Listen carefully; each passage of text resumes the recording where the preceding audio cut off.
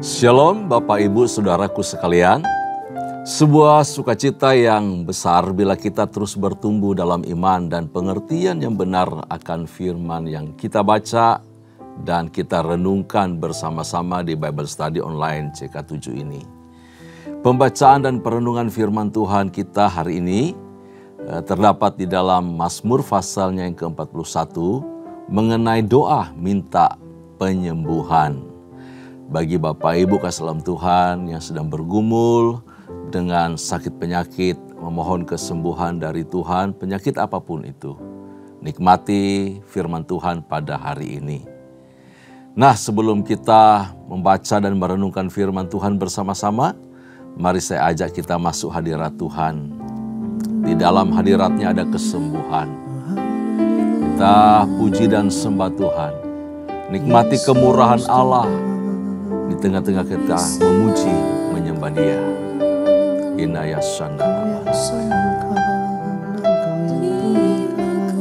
Boleh betik inaya sandalaba. Inaya sandalaba.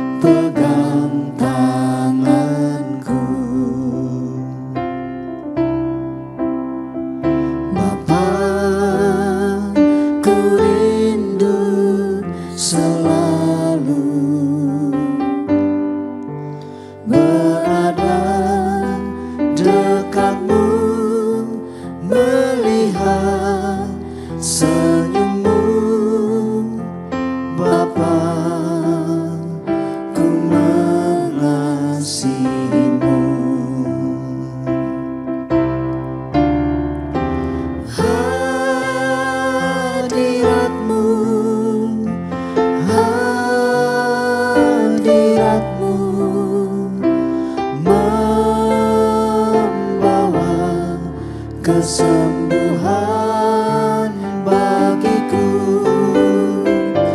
hadiratmu, hadiratmu membawa kesembuhan. Bapa pegang tanganku, Bapa ku rindu selalu berada dekatmu, melihat senyummu, Bapa ku mengasihimu. Bapa pegang tanganku,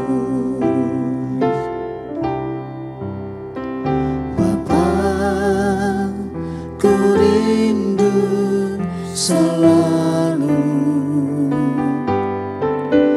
berada dekatmu, melihat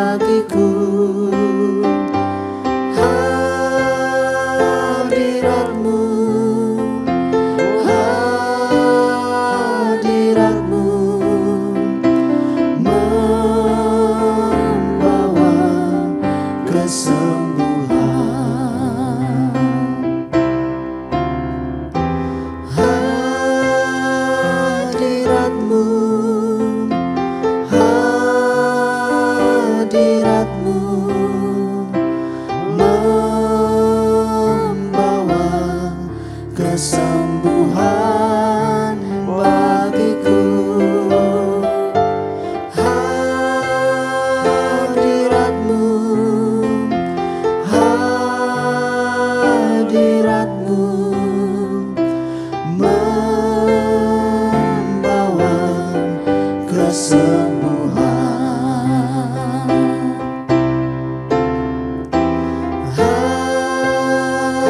Hadiratmu, hadiratmu membawa kesembuhan bagiku. Hadiratmu, hadiratmu membawa kesembuhan,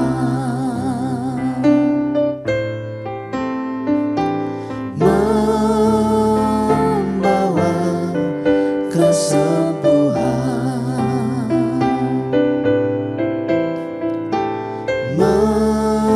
membawa kesembuhan.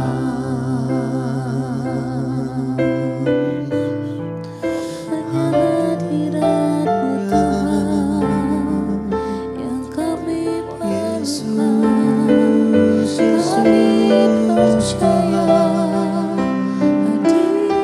Kau sungguh Tuhan, rahmat kami Tuhan.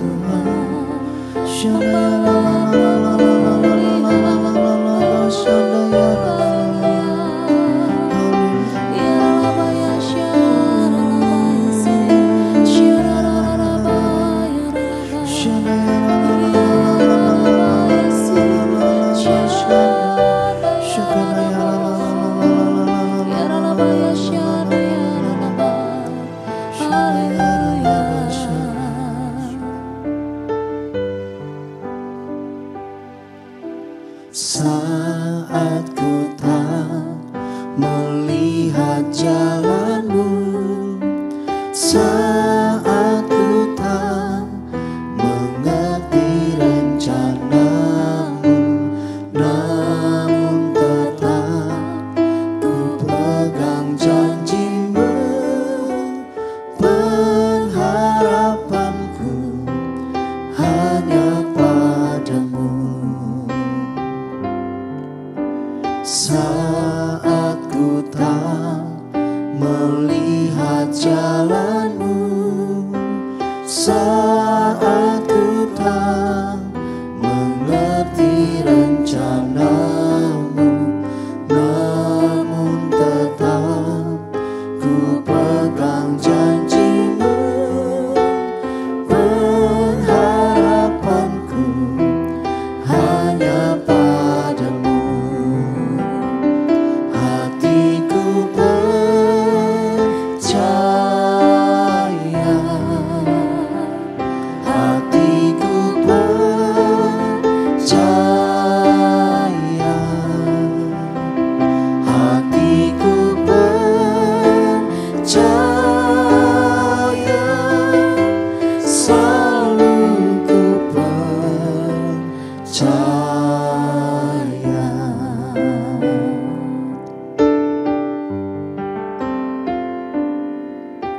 Saat ku tak melihat jalan-Mu, saat ku tak mengerti rencana-Mu, namun tetap ku pegang janji-Mu.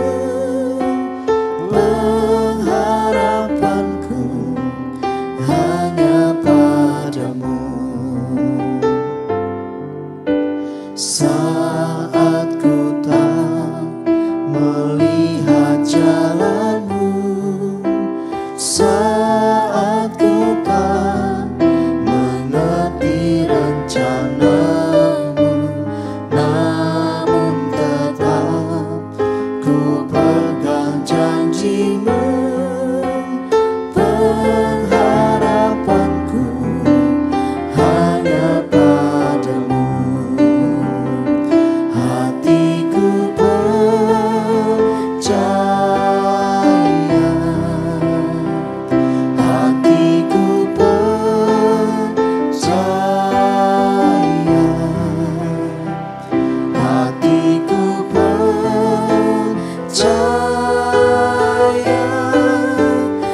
selalu ku percaya,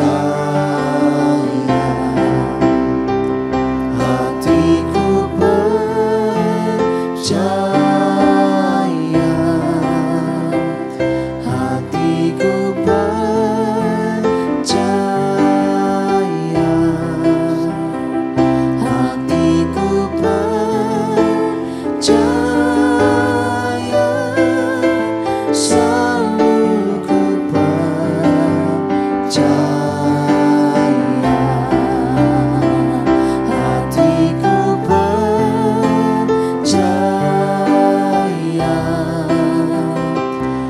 hatiku percaya, hatiku percaya, selalu ku percaya, selalu ku percaya, selalu ku percaya.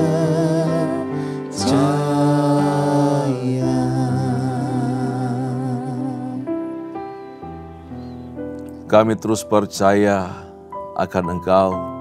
Kami terus percaya tersedianya mujizat kesembuhan di dalam hadirat-Mu. Kami terus percaya kasih Allah mengalir melimpah di dalam kehidupan kami. Terima kasih ya Tuhan.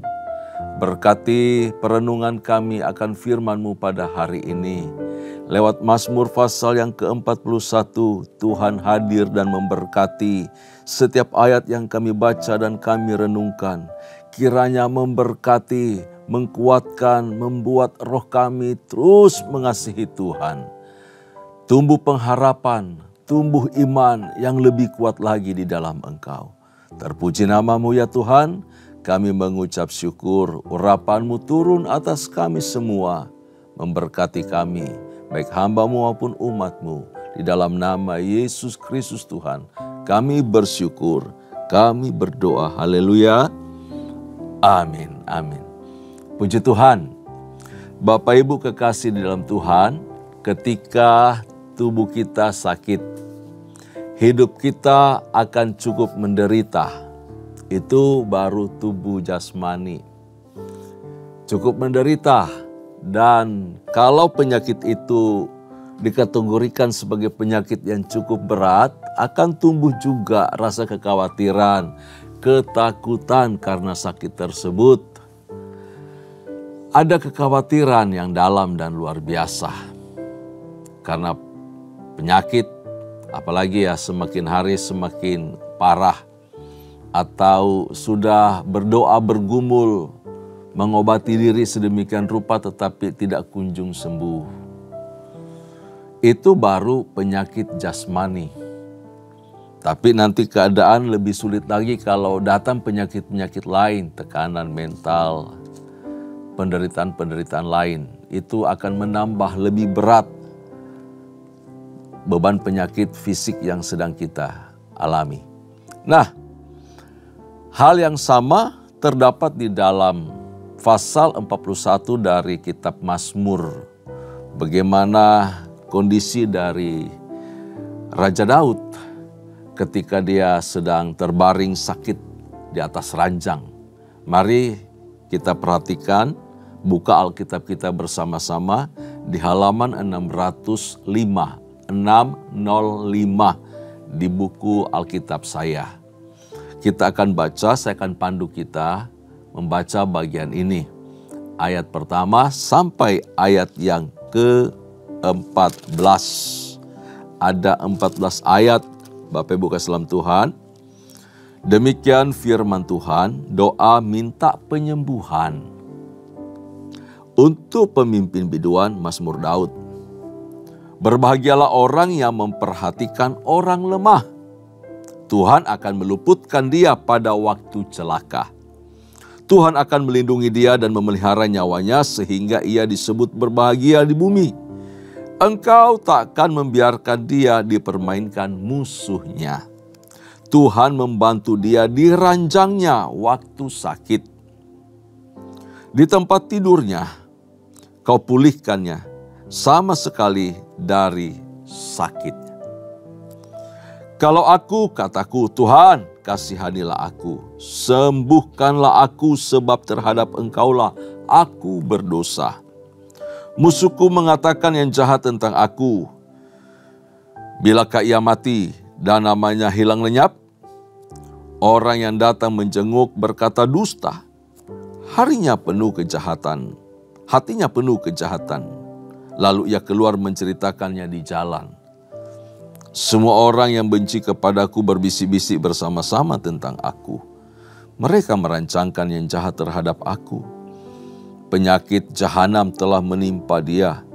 Sekali ia berbaring takkan bangun-bangun lagi.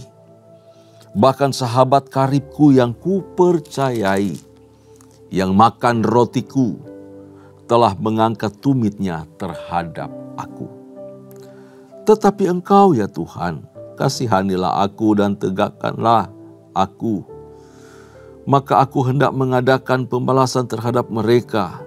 Dengan demikian aku tahu bahwa Engkau berkenan kepadaku apabila musuhku tidak bersorak-sorai karena aku. Tetapi aku, Engkau menopang aku karena ketulusanku. Engkau membuat aku tegak di hadapan-Mu untuk selama-lamanya. Terpujilah Tuhan, Allah Israel, dari selama-lamanya sampai selama-lamanya. Amin. Ya, amin. Nah, dengan membaca Mazmur pasal 41 ini, maka berakhir pula bagian pertama dari kitab Mazmur. Kitab Mazmur dibagi menjadi 5 bagian. Sesuai dengan jumlah kitab Taurat, Kejadian, Keluaran, Imamat, Bilangan, Ulangan. Nah, pasal 1 sampai pasal 41 itu adalah bagian pertama dari kitab Mazmur. Mayoritas isinya adalah dari Daud. Pengalaman Daud, kehidupan Daud, atau Mazmur yang dinyanyikan untuk Daud.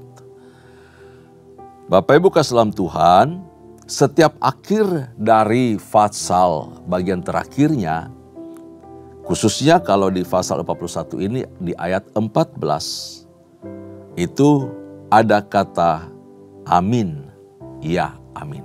Nah, setiap bagian akhir dari setiap kelompok di 5 bagian itu selalu diakhiri dengan amin, ya amin, atau haleluya, pujilah Tuhan.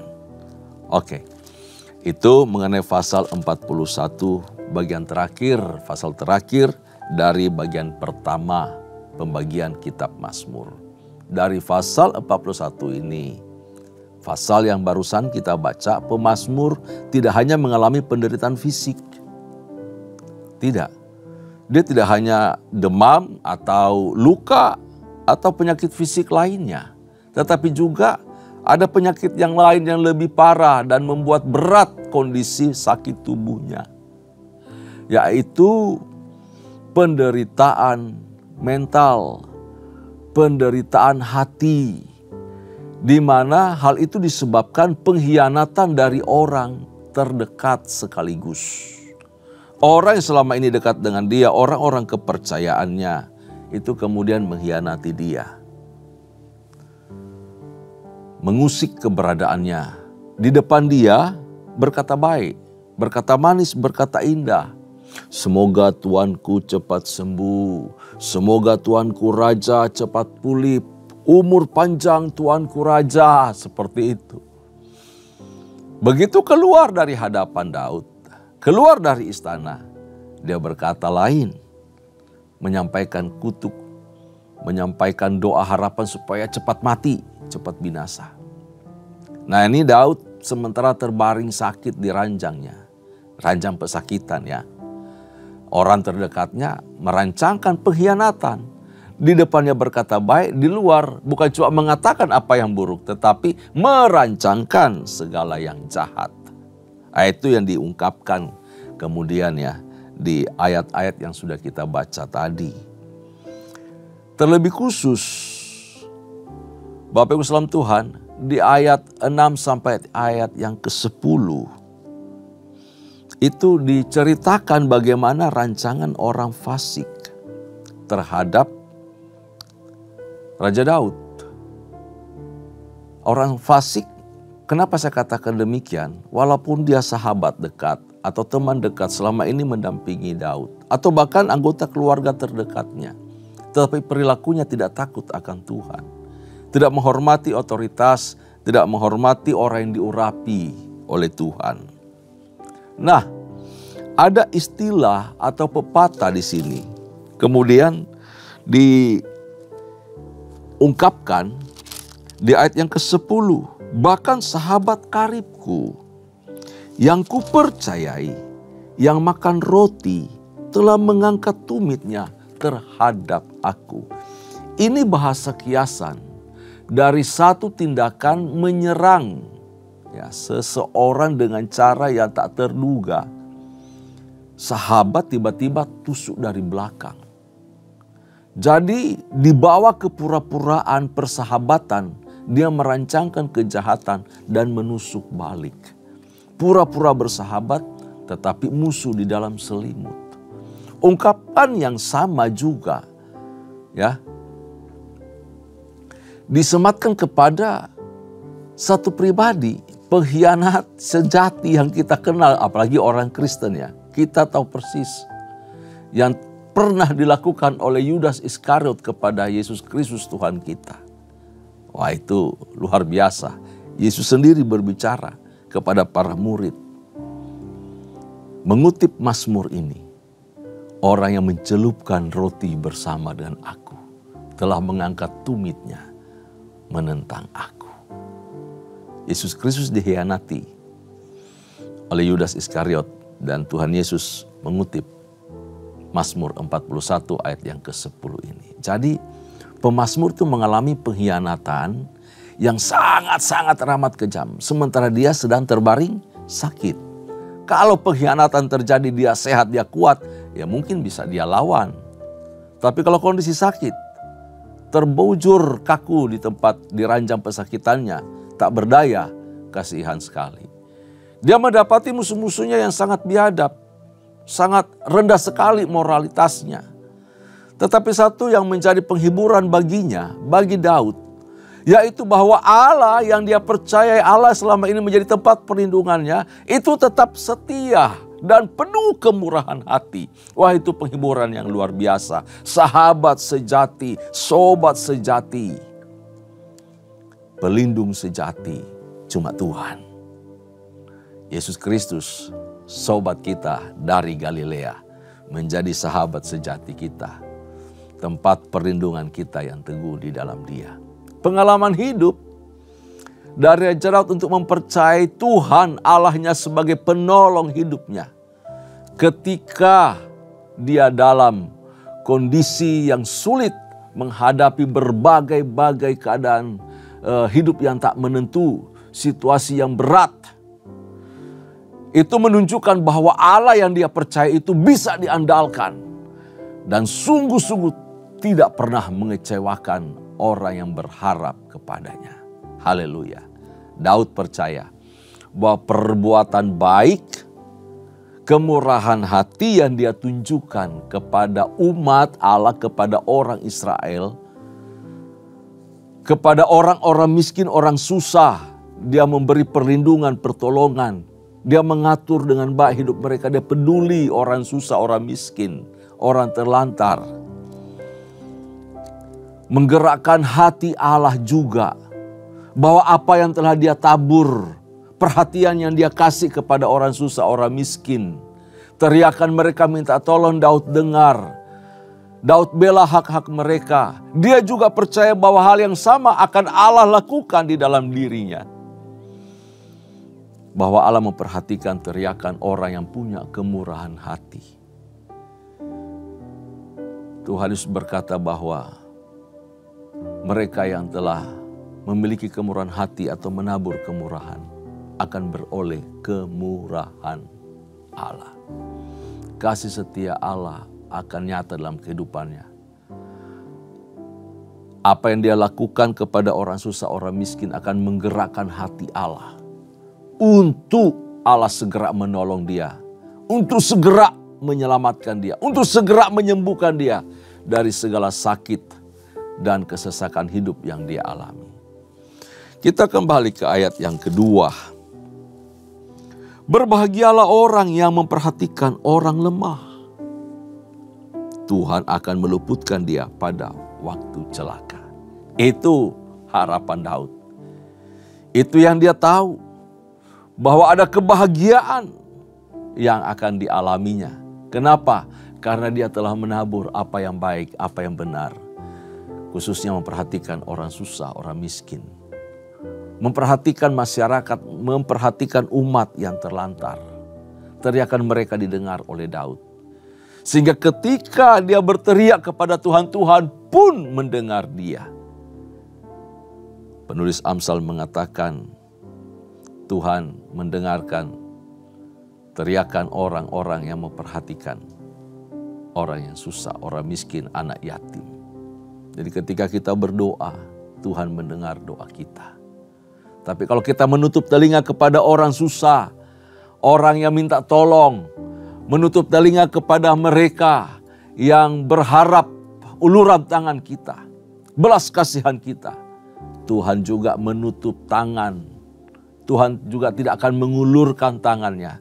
Tuhan juga akan menutup telinganya terhadap doa sembahyang kita kepadanya.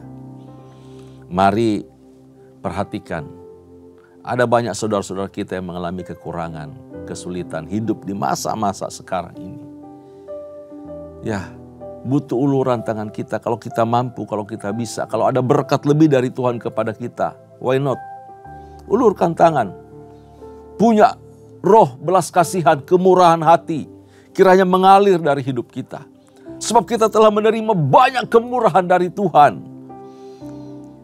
Kita juga ketika memberi, tangan kita terulur, kita tidak akan kekurangan. Kita tidak akan jatuh miskin oleh karena kemurahan itu, oleh karena belas kasihan itu. Tuhan bahkan akan menambah-nambahkan, melipat gandakan semuanya. Dan lebih indah ketika kita dalam kondisi yang sulit, Tuhan yang menolong kita. Tuhan yang berbelas kasihan kepada kita.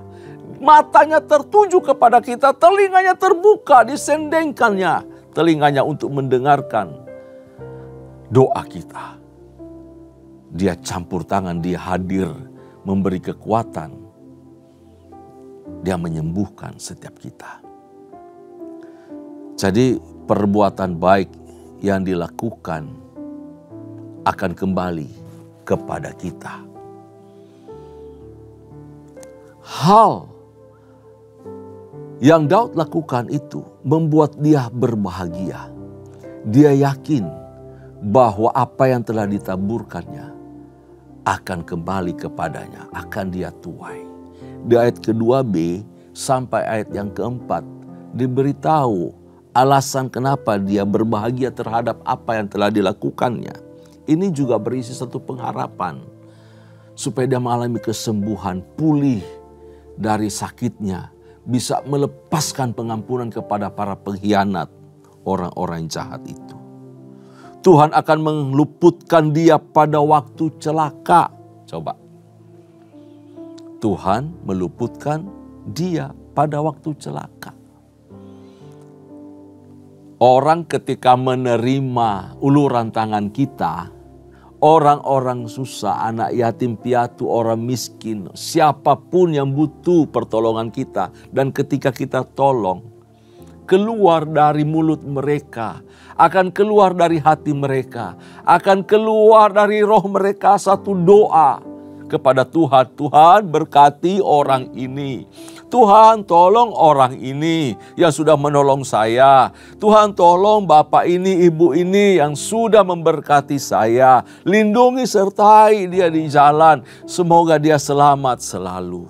Diluputkan dari celaka, mara bahaya, bahkan maut sekalipun. Itu doa.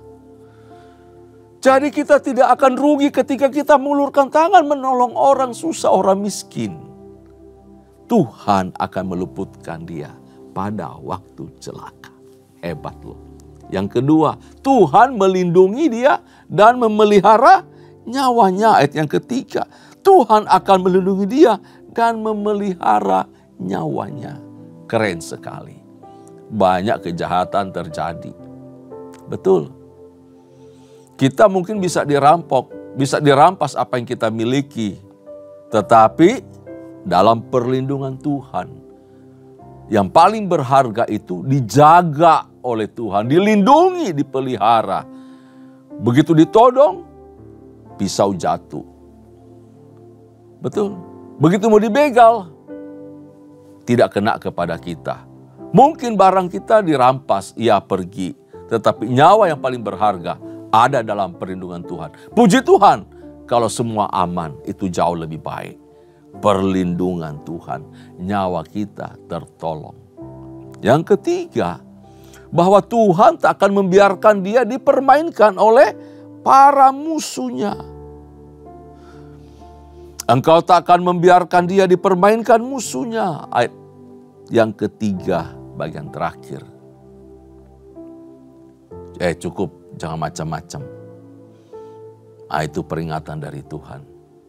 Betul. Seseorang bisa merancangkan yang jahat. Musuh bisa merancangkan pikiran yang jelek kepada kita. Ya, untuk kita. Tetapi Tuhan mengawasi dia. Tidak bisa mempermainkan orang yang diurapi Tuhan. Tidak bisa mempermainkan umat Tuhan yang dikasihinya. Nggak bisa. Dan terakhir, diberitahu di ayat yang keempat, Tuhan membantu dia di ranjangnya waktu sakit. Tuhan memulihkan dia. Tuhan menyembuhkan dia.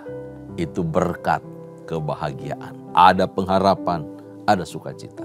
Bagi kita, orang percaya sekarang ini, Bapak Ibu salam Tuhan ya, selalu tersedia anugerah mujizat kesembuhan di dalam darah Yesus Kristus Tuhan kita.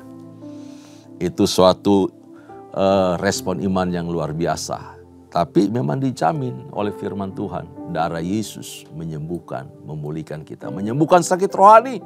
Menyembuhkan juga sakit fisik kita.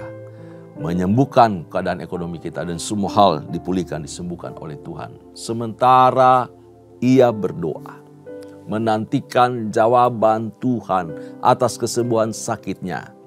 Daud menemukan bahwa sebab sakit yang dideritanya itu ternyata bukan cuma hal-hal biasa yang Tuhan izinkan, tetapi bersumber dari dosa yang dilakukannya. Dia menderita sebab oleh karena dosa atau akibat dari dosa yang diperbuatnya. Dan penawar dari dosa hanya ada di dalam belas kasihan Tuhan. Tidak dari obat-obat, pil, dari obat-obat ramuan apapun, dari tumbuh-tumbuhan. Obat herbal, obat kimia, bukan itu obatnya. Tetapi kemurahan, belas kasihan Tuhan, itu obat dari sakit dosa, pelanggaran, kejahatan yang pernah dilakukannya. Di ayat 5 diberitahu begini, kasihanilah aku, kataku, Tuhan kasihanilah aku. Aduh, kasihanilah aku. Sembuhkanlah aku sebab terhadap Engkau aku berdosa. Hanya karena grace, hanya karena rahmat anugerah Tuhan, hanya karena oleh mercy dari Tuhan saja, kita beroleh pengampunan. Kita bisa berdiri dengan layak bahkan di hadapan Tuhan untuk selamanya. Kita bisa berdoa menghampiri tahta kasih karunia-Nya. Itu semata-mata karena rahmat, oleh karena mercy-Nya, oleh karena kasih setia Tuhan saja. Dengan demikian kita bisa datang bersukacita, memuji-muji Tuhan untuk selama-lamanya, bahkan di tengah-tengah situasi yang semakin sulit dan berat.